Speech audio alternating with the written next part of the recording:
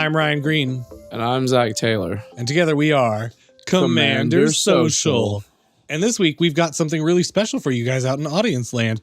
We are going to be talking about the stable, which is essentially your group of your most played decks, but we're going to jump into that a little more later. Yep. First, we want to go ahead and thank everyone out there in audience land. We appreciate you so much. You know, we say it every week. Yep. And that doesn't make it any less true. Just tuning in and helping us out and listening and telling a friend. It means so much to us. Like we can't say it enough. It's not like something fake we say because it's in the show notes. What show notes? Who's got show notes? Right. It's something we say because we mean it, and we want you guys to know that we do mean it. Absolutely. So please remember to like, subscribe, and hit the bell for the ringy-ding notifications. So we should also go ahead and take this time to shout out our Patreon, which is patreon.com/commandersocial. Yep.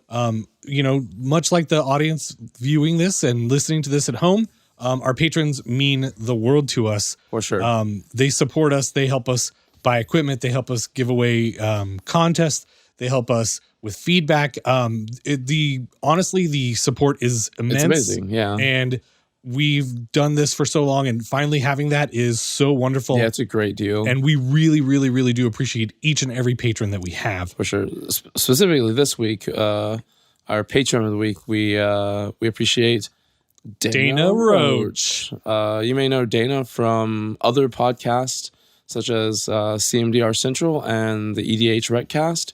He is a friend of ours, and he is also a patron. So thanks, Dana. We really appreciate it, man. Yeah, and actually, this episode is partially inspired by both Dana and Max over at CMDR Central because they have some decks that they constantly talk about on their show. Yeah. And it kind of got this topic percolating in my mind about, well, what would it look like if I had a stable of decks? So huge shout out to Dana and Max and Chris for providing us with entertainment and thought-provoking content. Right. So we should also go ahead and talk about the Patreon contest for this month. Yeah, what are we giving away this month, Ryan? This month, we are giving away a Throne of Eldraine pre-release kit, right? Yep. So you're going to get 6 boosters and that foil stamped rare foil, yeah. and that sweet die in there. So I've personally opened one, and it was really great. And it was. We're going to provide that to one of our patrons, just for being awesome. Yeah, so any tier patron that you are, as long as you're a patron by October 31st, you will be entered to win. Halloween, in fact, that is. It is. Yeah, not the 25th. I looked it up on the calendar.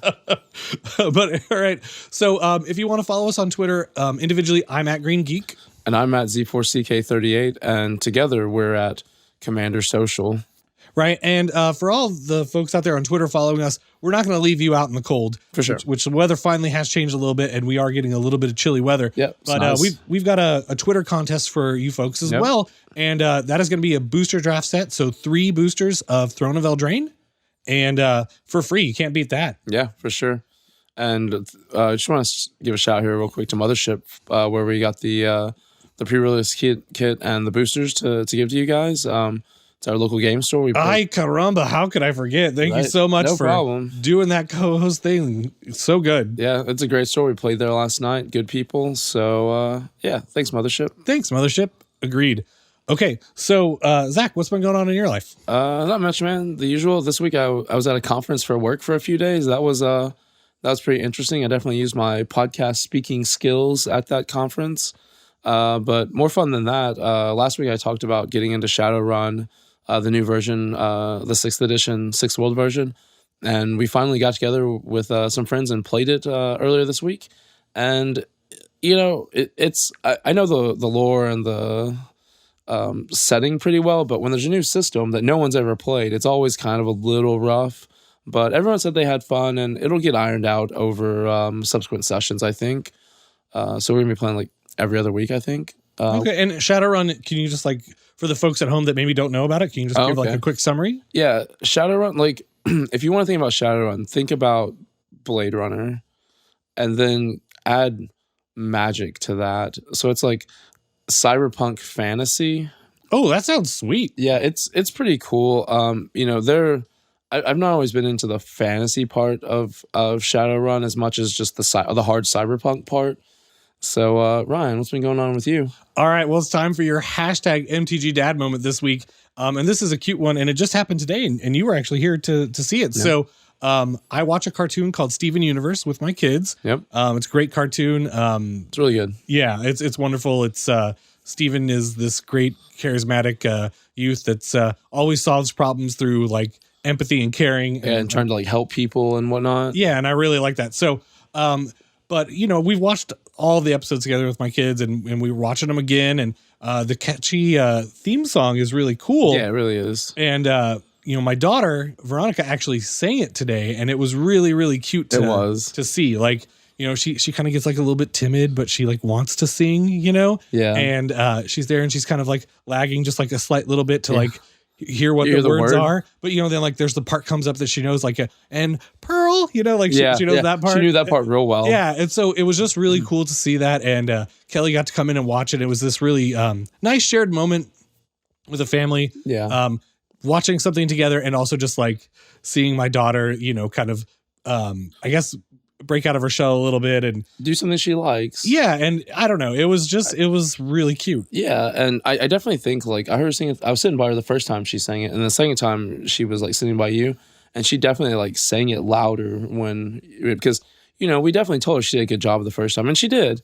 But you know, once you help build that confidence, you know she's gonna get louder and try harder. Yeah, absolutely. It's okay. really cool. So there you have it. So time to move on to the thing that we do every episode, which is to thank one Mr. Mike Condon. Thanks, Mike. You rock. He is our silent partner. He helps with every single episode. He helps with audio setup, editing, ideas, feedback, cheese log, all of the good stuff. Yep. So we really couldn't do it without you, Mike, and we really appreciate you. Yep. And then the next person that we want to thank, Ryan, I think you should take this one. Yeah. So we want to thank my wife, Kelly. Again, just this week, she sent out the latest batch of contest rewards. So last month's Patreon and Twitter contest winners. So by the time you're seeing this, you probably already have the stuff in your hands. So Hopefully so. yeah. All right. So there you go. And then she did something special for us today that she wanted to kind of start trying out. And it's actually really nice and really considerate. And it's really cool. really tasty. Yeah, it so, is. And we have like a visual aid. So for folks at home, I'm bringing a plate of these wonderful, delicious, I guess I would say pork buns, but these are beef buns, right? Yeah. So, so what we have here are these, you know, these buns here. If you want to hold one up, Zach. Maybe. Yeah. I'll hold this one. Yeah. So, she made the dough, and then, what's inside there is we have a local barbecue place in town called Rudy's. Shout out to Rudy's. Yeah, love Rudy's, and they have a wonderful, super spicy like chopped beef. Yeah, it's real good. And basically, we had some leftover from a barbecue this weekend, and Kelly like put like lumps of the chopped beef inside the pork buns, and she made the dough from scratch and then steamed it in our like vegetable steamer. Mm-hmm. And they turned out fantastic. They're super tasty. Yeah. And also she's just like, you know, you guys work really hard, and I just want to like make you guys snacks. And so this may become like a weekly thing. I don't know. Yeah. Kelly's snacks section. That's pretty cool. And it's like the best way to kind of describe it, if you don't know exactly what we're talking about, it's like if you've had dim sum and they have those little buns with meat in the middle, usually it's like you said, some kind of pork, but it's exactly like it. It's so good. Yeah. So yeah, super tasty. So thank you so much, Kelly. Yep. All right. So that is going to move us on into a segment we like to call Commander Rules. All right. So on Commander Rules, we like to take a deep dive into the comprehensive rules of Magic the Gathering. And this week's rule is actually relevant to our format. It's about multiplayer. Oh, nice. Is it about the command zone and what can and can't be stashed there? It is not. Okay. All right. So we're going to do rule 800.4 and 800.4a. All right. Okay. So rule 800.4 says, unlike two-player games, multiplayer games can continue after one or more players have left the game. What if 3 players have left the game? Depends on how big the game was. I guess that's true. So, yeah, that's pretty self-explanatory. The real meat here is going to be in 800.4a, which says, when a player leaves the game, all objects owned by that player leave the game, and any effects which give that player control of any object or players end. Okay. Then, if that player controlled any objects on the stack represented by cards, those objects cease to exist. Then, if there are any objects still controlled by that player, those objects are exiled. This is not a state-based action. It happens as soon as the player leaves the game. If the player who left the game had priority at the time they left, priority passes to the next player in turn who's still in the game. Okay. What do you think about that? That's how I thought it worked. Okay, so we've got a couple of examples here. Ooh. Okay, so the first one is Alex casts Mind Control, an aura that reads, "You control enchanted creature." On Bianca's Assault Griffin, if Alex leaves the game, so does Mind Control, and Assault Griffin reverts to Bianca's control. If instead Bianca leaves the game, so does Assault Griffin, and Mind Control is put into Alex's graveyard. Makes sense. Right, okay. Got So that. this comes up all the time, by the way, when we're playing multiplayer games. It does. It's confusing a little bit, and there's a whole bunch of examples. I'm going to read one more here. Okay. Alex casts Bribery, which reads, search target opponent's library for a creature card and put that card onto the battlefield under your control. Then that player shuffles their library. Targeting Bianca. Okay. Alex puts Sarah Angel onto the battlefield from Bianca's library. Okay. If Bianca leaves the game, Sarah Angel also leaves the game. If instead Alex leaves the game, Sarah Angel is exiled. Interesting. Yeah, I thought that one wasn't. I was slightly confused by that, but I don't know. I think it's very interesting. So this rule, like I said, I think it comes up all the time when you're playing because we play multiplayer, and there's a lot of nuance here, I think. And there's more. There's 800.4B and C and D and E and F and G and H all the way through N. So there's a lot there. But we're not going to go into all that this episode. So I have a question. Sure. Question away. Okay. So, Ryan, you cast Electro Dominance at me. Absolutely. Yep. And then I cast Narset's Reversal on you. Okay. Or on the Electro Dominance, right? Okay. And then you, I don't know, try to counter my Narset's Reversal with a counter spell. Right. And you have like 3 life left. And I'm like, Lightning Bolt. Right. So, does the Narset's Reversal still copy the Electro Dominance? I don't think so because it hasn't resolved yet, right? Yeah, that's my thinking too. But I want to make sure. It says, all objects on the stack owned by a player get removed. Right. And so Narset's Reversal wouldn't have a target anymore because it's been removed from the stack, right? Exactly. Yeah. Okay. That's what I thought. I just wanted to clarify. Well, good clarification. So, folks there. at home, what did you think of this week's Commander Rules? I don't know. I thought it was a good one. I think it's a relevant one. And I do too. Hopefully you at home enjoyed it. Yep. All right. So on to our main topic, the stable. So we should define for the folks at home what the stable is. And Where you keep your horses, right? Yeah, absolutely. And all of your tack and your reins and riding crops and saddles. And I got my little hat. Yeah, for sure. All of your lucky horseshoes. Yep. So it's a place to keep the decks that you play often. And I think often is the key word there. Right. I don't know if the folks at home are like you or I, but I have like 25 plus commander decks. Yeah, I'd say I probably have 15. But do I play all those 15 all the time? No, I do not. No. I play like 5 of them. Yeah. And so the idea here is like, it's not going to be for all of your decks. It's going to be for like your prized gems, right? Precious decks. My precious. But yeah, so these decks are the ones that you always play, the ones that perform well, that you have fun playing, that other people have fun playing against. I think that's worth mentioning. For sure. So, I have this problem where I like to build new decks all the time, and we're going to get into that a little bit later, but this is kind of like a self-growth episode, like a personal growth for me, and maybe it helps out some folks at home. Hopefully. Where I get to like focus on some of the decks that I enjoy and maybe like try to upgrade them and tune them, but also just like keep them all in the same place, like keep them all in the same box, right? Right. So the stable, like I said, is also a single box or a single place that has all of these, like, whatever number of decks you decide, all in one place. And one thing that I'm thinking about is, if you're like me, I've used a whole bunch of different tools over the course of my deck building career, same 20 years plus, 25 years plus. And, I've got stuff in Tapped Out, and I've got stuff in Architect, and I've got stuff in the new Scryfall deck builder.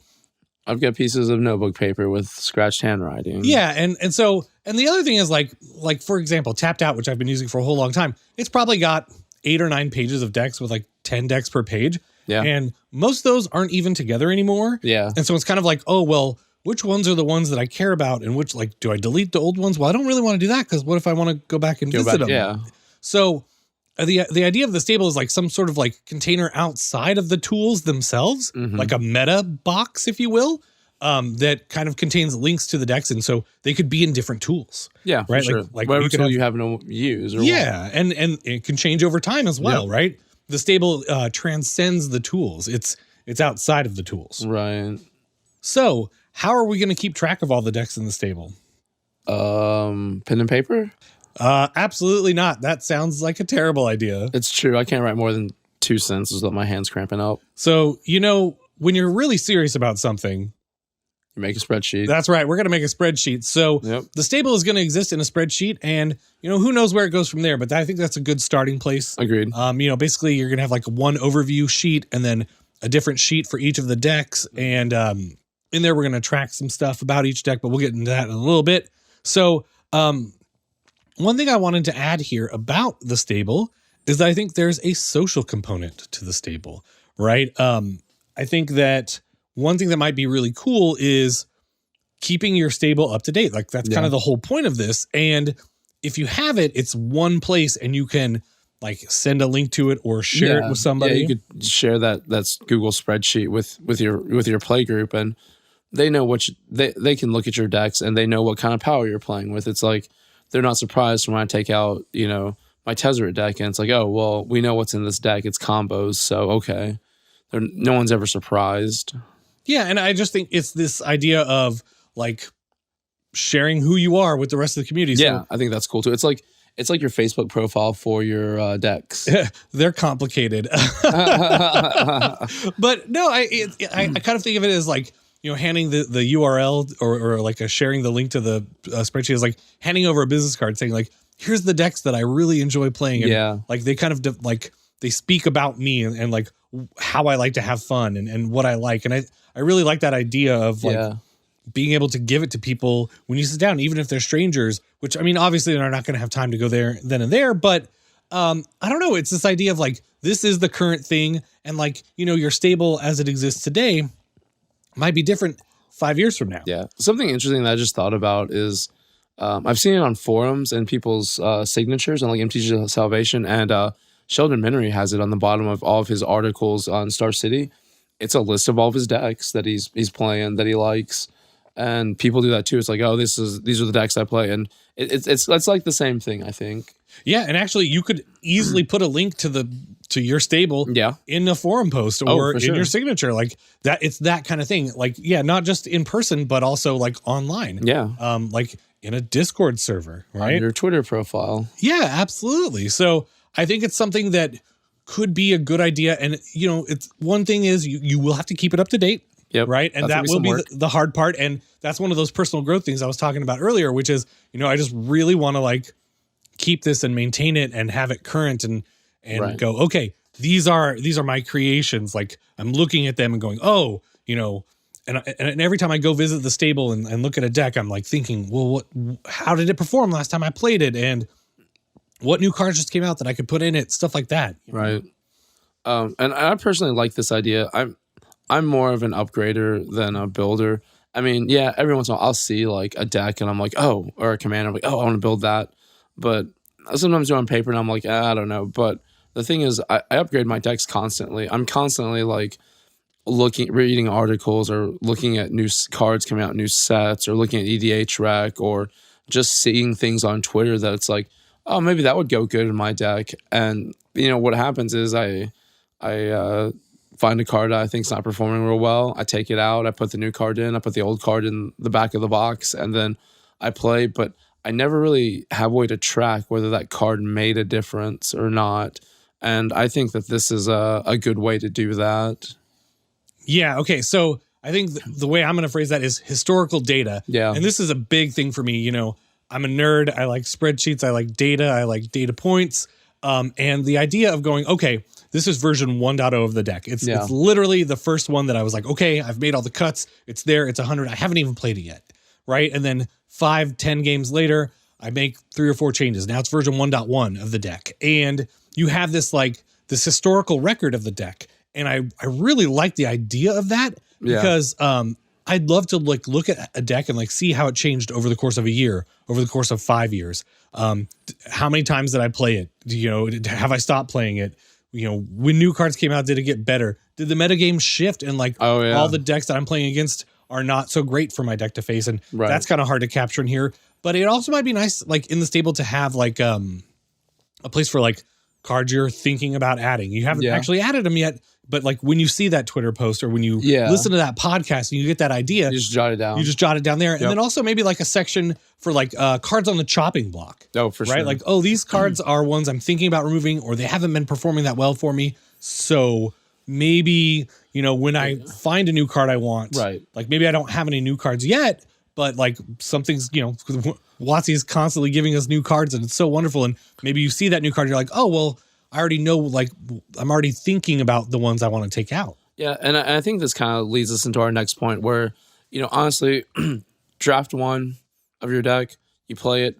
It's probably not going to perform exactly how you want it, right? You're never going to get it perfect the first time. I mean, if you do, please hit me up and let me know how you do it. Yeah, absolutely. But, constantly I'll put cards in. I'm like, this is going to be a haymaker. This card is going to be awesome. And then it's just like, I played. I'm like, I didn't hate that, but I wish I had something better. So you put that on, your chopping block list. And then, maybe you switch in a card from your, I'm thinking about it list. Or if you see one, next set spoils or previews and you see a card, it's like, oh, Golden Goose. I think that'd be pretty good. Is Golden Goose getting added to any of your decks? I added Golden Goose to my Yarok deck. It replaced Llanowar Elves. That seems like a good upgrade. Yeah. Yeah. I played it. Excuse me. I tried to play it last night, or I had it in my Yarok deck last night, and I kept hoping to get it, and I just didn't. But time will tell. Yeah. So, kind of thinking of the stable as like a way to like force me to upgrade my decks because I am really bad at this, y'all. I'm so bad at this. Like, I have decks that I've made and they were good and they are not different 2 years later. Like, I mean, I'll put it this way. Ryan has this deck they play sometimes. It's all white border cards. And the reason it's all white border cards is because that's all that were available at the time. And he still plays it and it's not good. Somehow he still wins, but he hasn't updated it in, 20 years. The powers of persuasion are strong with this one, I suppose. But yeah, no, I think I am really bad about this. And I don't know. I think having the stable is like a way to track what's been working, right? Like, yeah, for sure. If you tied this in with like how often you're playing the deck and how well it's performing, like there could be some really meaty stuff there. Yeah. But that's maybe like a whole different thing. I don't know. You could make some charts and graphs. Oh, I do love charts and graphs. Bar chart. Pie chart. Graph chart. Wait, line chart. Here's a good one for you. Gantt chart. I don't know what that is. It has nothing to do with anything that we're talking about. All right. Moving on. Okay. So I will say for folks listening at home that this probably isn't a new idea. I mean, that's not how Ryan pitched it to me, but Zach, I got this great idea for a show. Check it out. This idea, brand new, like the guy from with the aliens, right? But it isn't. But probably some of you out there in audience land already do this too. Yeah, right. Sure. And actually, if you do, I would love to do it. Yeah, I would love to know like how you do it. What tools do you use? How do you keep track of it? Are you really good about keeping it up to date? I'm kind of scared about that part myself. Yeah. So I think the other bit here is I just kind of wanted to like formalize this as an idea, and that's what happens when you record an episode about something. You really think about it, and I thought that maybe it'd be really, cool to like get some common vocabulary to talk about it. Yeah. Right. Like we can call it the stable and we can reference it and we can link other people to our stables and, just kind of get the conversation started. Right. Yeah. We want to have kind of, we want to all be on the same page of what we're talking about. So we can all basically compare notes. Absolutely. And we're going to talk about our personal stables a little bit later in the episode. But before we do that, we kind of wanted to just like still kind of like dig into the idea of the stable a little bit deeper. So the first question, Zach, is how many decks do you think should be in the stable? Personally, I would say, depending on how many decks you have, I would say between 3 to 5 is probably the sweet spot. But there are people that play a lot more EDH than we have time to, and have a lot more decks than we do. So, maybe 10, but I wouldn't go any further than that, because at that point, that's way too much to track. And honestly, on a regular basis, you're probably not playing more than you're going to spend more time updating your spreadsheets than actually playing the cards. Yeah, pretty much. Totally. I can see that. I think for my personal stable, it's going to start off at 5. Yeah, same. And then we'll see where it goes from there. I definitely could see it shrinking or growing depending on the circumstances. Maybe I fall in love with a deck and it's like the only deck I ever want to play again. It's probably not going to happen. But I could definitely see myself adding to it as time goes on. Like maybe the next like super sweet deck I make. And I can tell you, I make a lot of decks, right? I make a lot of new decks, and the ones that actually make it to this like stable ideal of mine, it's very few and far between. Yeah, same. I don't physically put together a bunch of decks, but a lot of times I'm like, oh, that seems neat. Let me build that out in Architect and see what that would look like. Does it seem like something I would want to play? How many cards do I have to buy to put it together to see? Like, that matters. That definitely matters. There's definitely a lot of things, but sometimes I'll come up with something, and maybe I'll get a sweet deck that gets put into the stable. And I think the stable is a great idea. Ryan and I both, I think, have different ways of looking at this, in that Ryan's much more of a builder, and that he builds out decks. Like, he makes lists and he builds them, he wants to play them, and that's part of how Ryan enjoys EDH. I mean, you're not wrong. Right? And there's nothing wrong with that. It's fine. However you enjoy EDH is how you enjoy EDH. I personally like to have some pet decks that I constantly watch for new cards for, or do research on, and try to make these decks better. Not in a degenerate way, but in maybe a quasi degenerate way. Yeah, maybe like a little bit. But like, there are cards that I'm like, this card's great, and then it's not, and then it's like, I want to put something new in. But like I said, I think from both sides of the fence, whether you're someone who is constantly upgrading or someone who's constantly building, I think this is a great idea for you, for just players, all EDH players in general. Well, and I think that general, like if you kind of take a step back, it's really more of like scrutiny, right? Like you're scrutinizing your choices, and you're recording things, and you're thinking about it. It's formalizing it. Yeah. It's analyzing it. And I will say that you're more of an upgrader, I'm more of a builder, and I feel like I'm certainly weak in the upgrade department. And bro, I can help you. Yeah, thank you. I need it, obviously, but I want to get better, and I feel like this is a tool that I can use to, at the very least, put my focus on it. Yeah, and I hope that it doesn't like, I hope it's not like I stop brewing as much as I currently do, because I really do like that part of it. Actually, I think this is a great question for the audience at home. Do you consider yourself more of a brewer or more of an upgrader? Are you a Ryan or are you a Zack? Right? Yeah, I mean, are you a cool dude or are you Ryan? Zack? Oh, man, you beat me. Dang. That's pretty good. Great minds. Great minds. Oh, that was good. That was good. So, I don't know. I think that I like the idea of this like being a potential for me to upgrade my decks, and maybe get a little bit closer to the decks that I really care about. Yeah. And I know that sounds like kind of weird, but I feel like as Commander players, we actually do have relationships with our decks. Absolutely. I have pet decks that I'm just like, when I'm like, I don't know, if I'm feeling down or something, it's like, I'm going to play this deck. I'm going to play my Yawgmoth deck. I enjoy playing it, right? I think you do, because you spend so much time, well, at least I do, updating the decks, going through the list, doing the research, that it becomes like your child, kind of. I mean, I guess you're never gonna love it as much as your own child, but you know what I mean. Yeah, I mean, I definitely like, I've brewed decks together with other people, and like those have like a special meaning to me, for sure. Right? Like it's like, oh, well, I worked on this deck with Elliot, and this deck means something to me. And I don't know, I think that there is a lot of personal expression in your deck as well. So I think that it's very natural that some kind of go to the top and some don't. And the idea of the stable is kind of formalizing it. So I think this is go ahead. I was saying, that's why Ice Cauldron will never come out of Yarok, because of Elliot. Yarok was my rotisserie deck, and Elliot made me play the most convoluted card ever. But he signed it, and like I love it. Like I'm never gonna take it out. Yep. That's that personal touch, right? For sure. I think this is a good time to move on into talking about our own personal stables. Word. And I guess I'm kind of go first, or do you want to alternate? I was going to ask you, do you want to alternate or you want to go for just go all yours? Why don't you do all yours so you can like be in the zone? I think alternating is better listening. I think we should do it. Okay. Listeners, let us know what you'd rather hear. Ryan's list and then my list, or alternating. Yeah, you know what? We're just gonna do it. It's a left turn. We're doing it. We're making it right here. Where's Albuquerque? Right. I'm on the way. Also, it's not a secret list. Yeah, we do know. We're alternating, but it's not a secret list. So why don't you go first? Yeah, okay, so the first deck in my 5-deck stable, actually, is yours 5 also? Right? It is, right?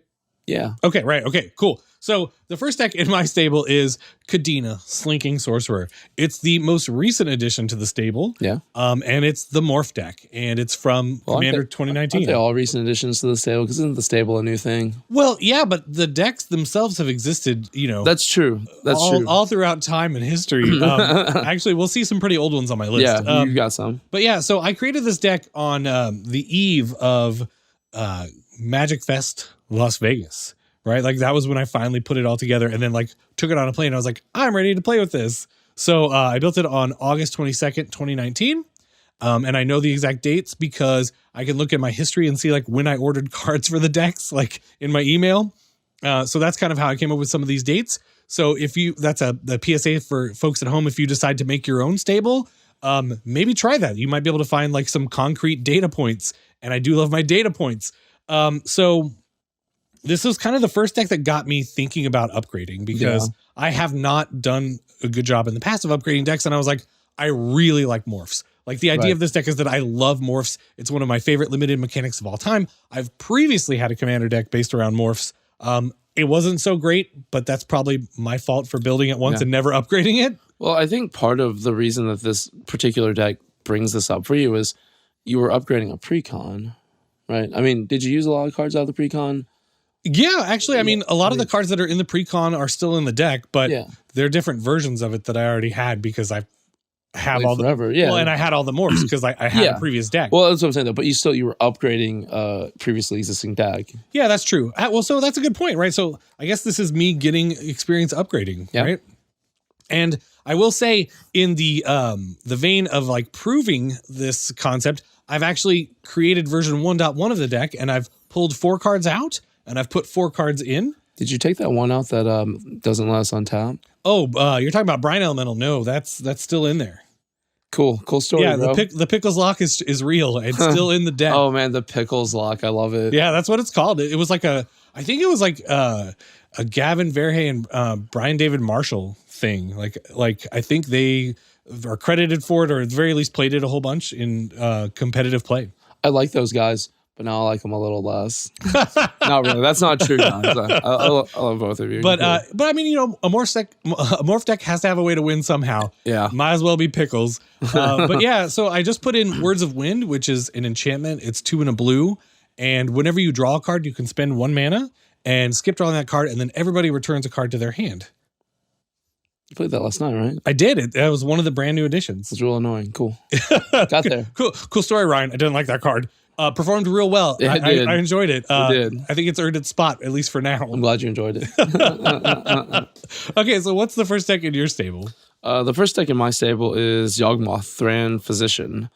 I created this deck when Modern Horizons came out. Because that's when Yawgmoth was printed. Yeah. I mean, I definitely worked on it. Like, I don't have exact these dates like Ryan does. I work more in I don't work in absolutes as much. I mean, would you say time is a construct? Fact. All these are in the past, so it's a flat circle. But it was the first monocolor deck that I'd built myself.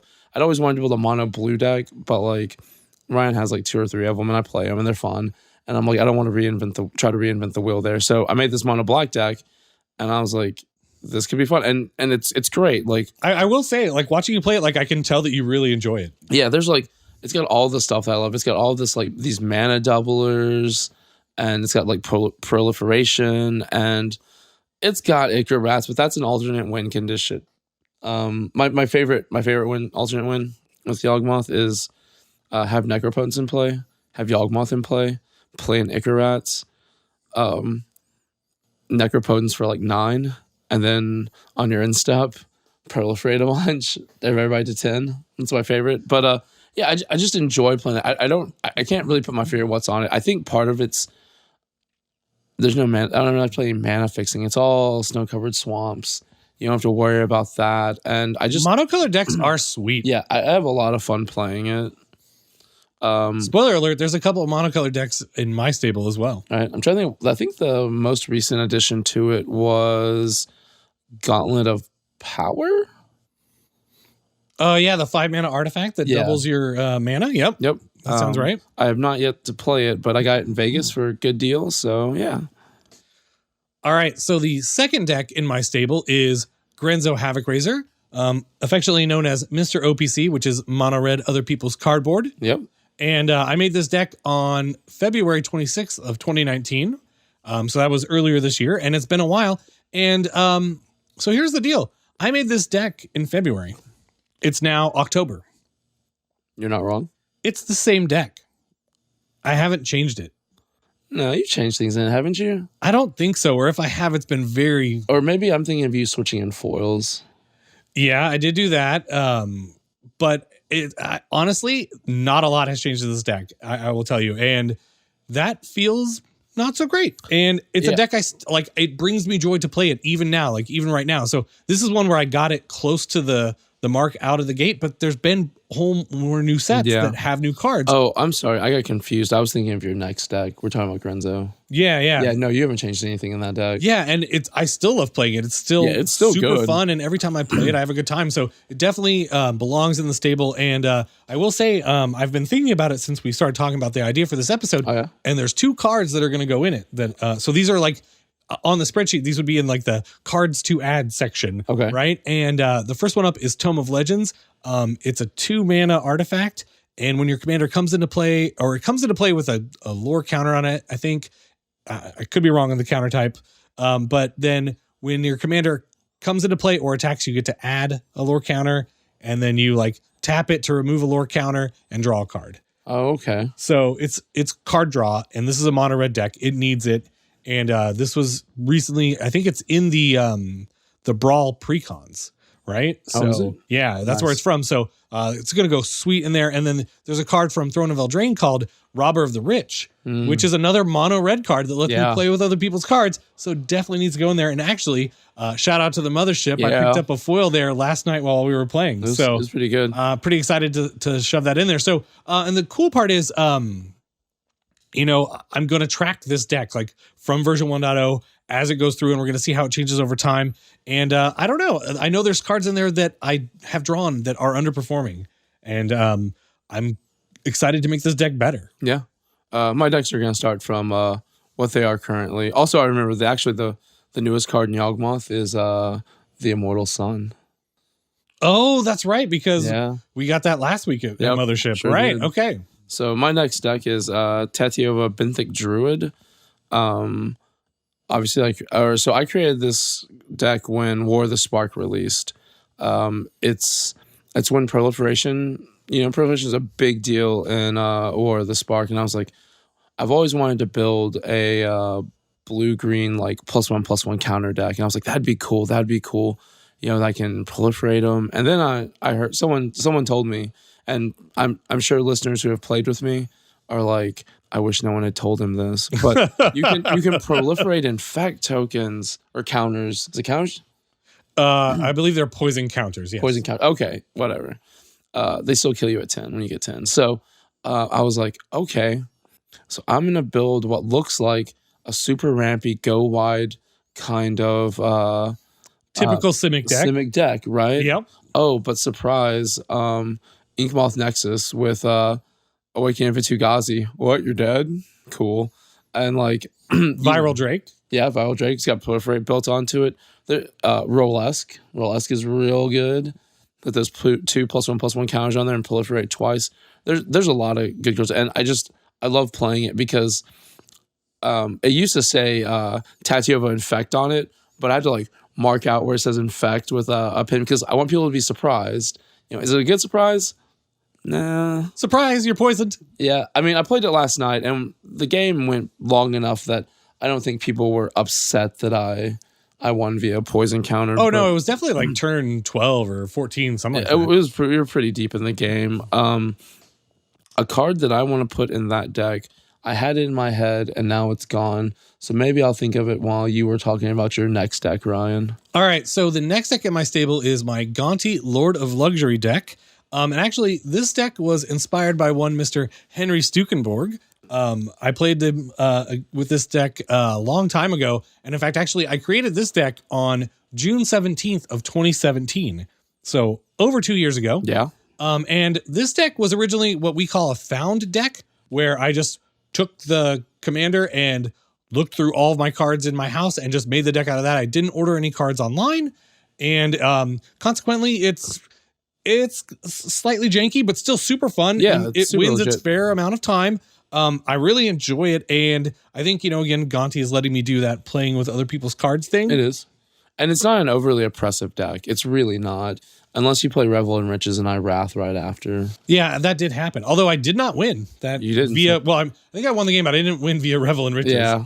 So, people rolled up their sleeves and mustered that enchantment removal. So, but I will say that this deck is kind of it's a little bit of a flavor deck in that I put like cards like Dead Man's Chest and Trove of Treasures and Revel in Riches and stuff like that. What was the ship that you played last night? Was it 6-5? The Sky Sovereign. Yeah. Gonti's personal aircraft. Luxurious Yes. is the way to say that. Luxury. But yeah, so the deck kind of has this like Vorthos-y theme where it's like, cards about money and wealth and luxury. You playing Greed in there? I know. Greed? Greed. Yes. Okay, yes. good. Or maybe. I don't know if I had one. You should put that in your maybe board. I should. All right. That's great. And so here's the thing. This deck has changed a bunch. I've added stuff to it. Ravenous Chupacabra came out. I put that in there. There's cards in it, but I don't have the history of this deck, right? Like all I have is where it is right now.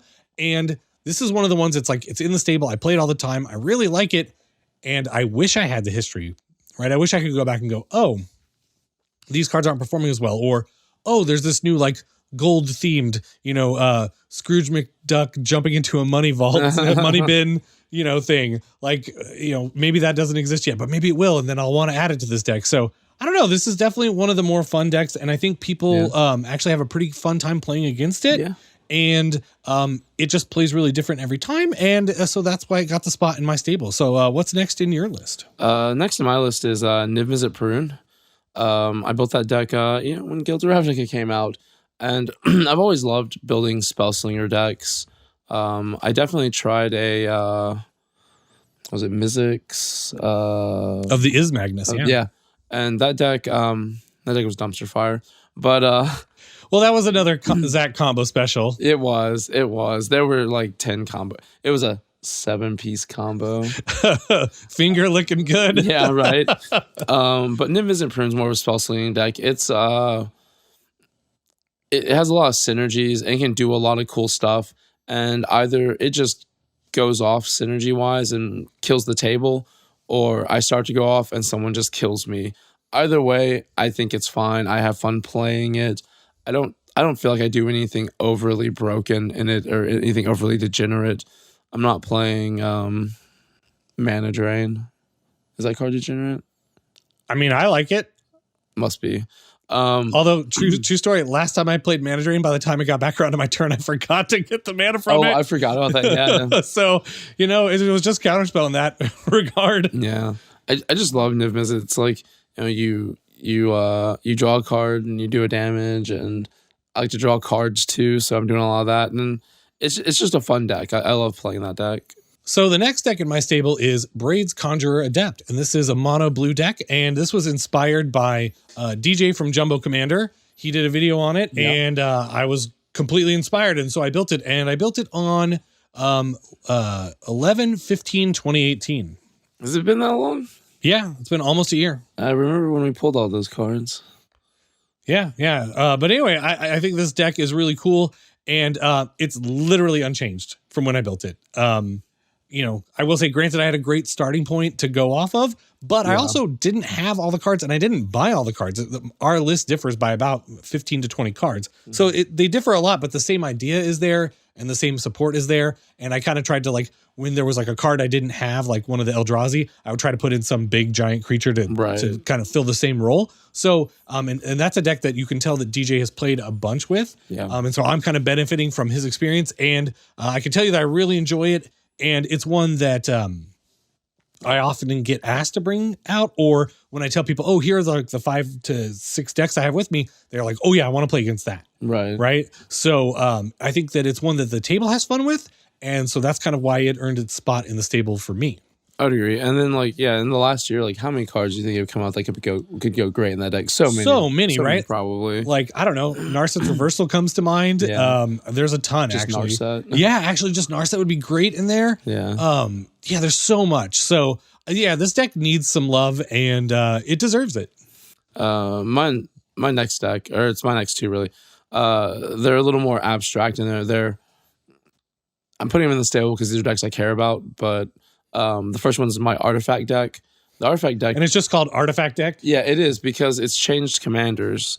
Because I keep building it, and it keeps not performing how I want, or it performs a little too well. Like, the first version was Saheeli the Gifted from the Commander 2018 deck. It was an upgraded version of that. I played it in League. It was a lot of fun. I just remember I kept buying, every week I'd go buy a crazy artifact. I got Microsynth last before that went nuts and all of that. And then I was like, okay, getting kind of tired of this. Then I started playing. I built the Tezzeret deck that we did on here. Yep. And that deck, it's good. It's probably a little too good, a little combo-y. So, I don't want to play that anymore. The new one I'm working on is Emery... Lurker of the Lock. Yep. I'm going to build a mono blue artifact deck. So... Yeah, you know what? I think I might too. We might actually finally have an overlap in our decks. I'm super inspired by that card. I think it's fantastic. Oh, I think so too. And I think limiting it to mono blue is going to help with some of the power level issues I've had. You're going to need another Gauntlet of Power. Probably. I'm just going to switch them all out for my mono black deck. And then my other deck, and this is my newest deck that I've built on paper, is Yarok. I came up with it. I decided I wanted to build it when M20 came out. It replaced my Muldrotha deck. A lot of cards from the Muldrotha deck went into this deck. Muldrotha was originally a found deck, but it became kind of a known quantity where everyone was just like, oh, keep Muldrotha off the table.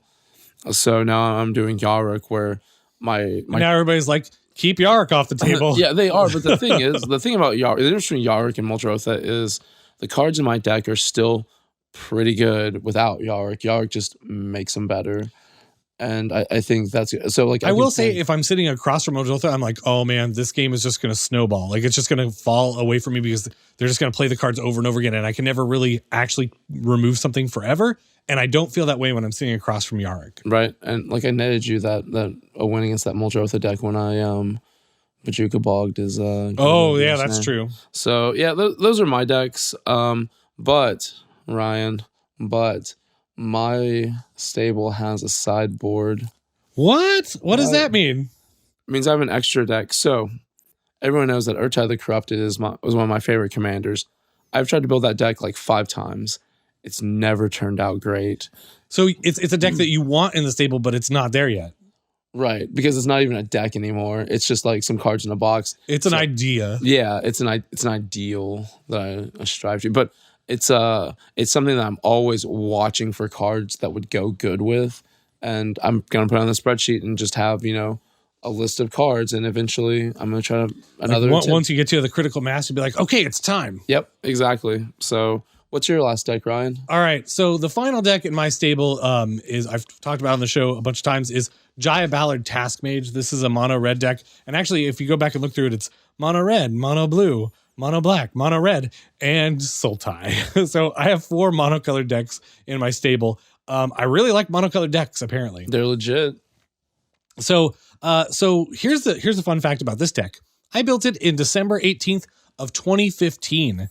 That's almost 4 years ago. It is. I remember when we first started playing, you would oh, I'm going to play this Jaya deck. It's going to be easy. Don't worry about it. It's not that big of a deal. And then you just slam my face into the concrete, and I'm like, oh, cool. So this is one, it's probably the oldest deck that I still consistently play. Any of the decks that were older than this have kind of fallen out of favor. So I have this deck and I still like it and I still enjoy it, and that's why it's in the stable. But one of the reasons that I have this deck here is that I've been really hesitant to upgrade this deck, like a card or two at a time, and I really think about it. And just this last year, we've gotten a ton of new awesome Chandra Planeswalkers. Yeah. We've got like Chandra's Regulator. We've got some awesome monocolored lands in Throne of Eldraine. There's been a whole lot of really good cards that would make this deck better, but I'm scared to upgrade it because right now it's like riding this really fine line between like flavor and function, because it is like a theme Vorthos deck. It's all ladies with fire, and there's like some cards are in there just for their art and some are just in there for their flavor. Right. But it still does pretty well. And, It does. I'm really hesitant because it's the deck that like kind of like hits the sweet spot for me. Right. And so I'm really nervous about upgrading it, and I don't want to mess it up. But if I keep it in the stable and I like start with version 1.0 as it exists now, currently today, it has changed from 2015, but not a lot. Right. Then I can really feel free to experiment and go, okay, it's not doing what I want. I can back it up to previous versions. I can, undo the changes to it, or, re-add the cards I took out. So having it in the stable is a way to kind of like make me feel better about tinkering with this deck. Right. And I think that's a good thing. Oh, I think so too. I mean, it's like incremental backups. Yeah, absolutely. Yeah. We'll just restore the deck from tape. Yep. Right. Yep. So, that's pretty much that's it. it. Yeah. That's both of our stables. Actually, audience and listeners at home, what's in your stable? Do you have this already? Yeah. Like, do you have 3 decks? Do you have 5? What are they? Like, Yeah. Do you have a system of keeping up with it? Like, let us know. we would absolutely love to hear that. Yep. So, I think, in summary, this is a really great idea, the stable, to as a way to like track your favorite decks and to look back over time. Because I think that historical data is like one of the things I'm like the most excited about. For sure. Because, building a deck is really fun, and going back and like looking at like historical data and going, oh, this is how the deck has changed over time. It's kind of like a way to like dive deeper and like grow closer to your decks and like think about them and like remember previous versions and stuff. And I'm really excited to have that, like kind of like this, like, like what's that? The pensive from Harry Potter, like you can just like go back and like look at the memory or whatever. It's kind of like that. Cool. I watched those movies. I read the books too. I just don't remember that. Is that the little pool where he puts his face in it? Yeah. Yeah. Okay. Yeah. Okay. So Harry Potter reference for the win. Yep. So I think, maybe take this next point here.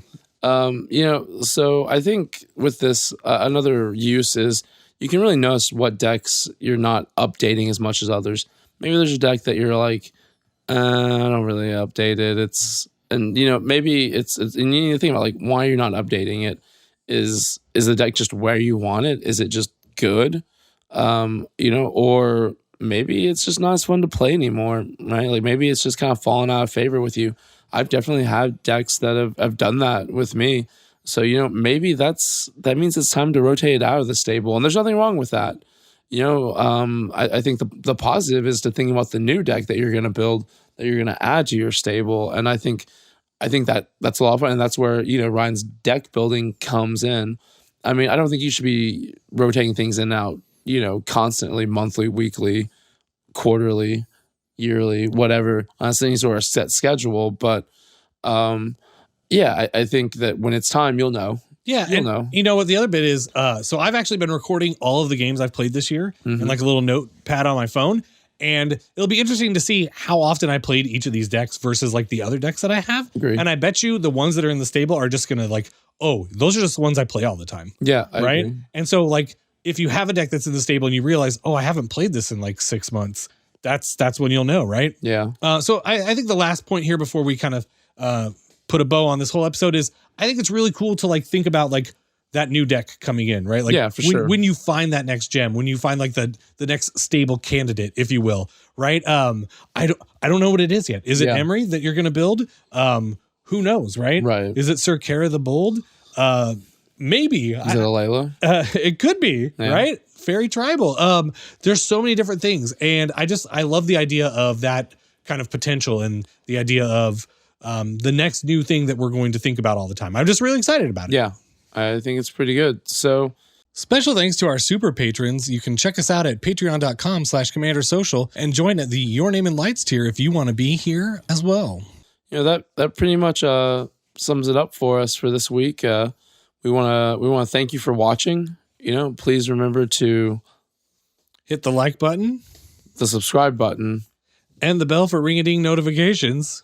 And also, if you want to follow us on Twitter, together we're at Commander Social. I'm at Z4CK38. And I'm at Green Geek.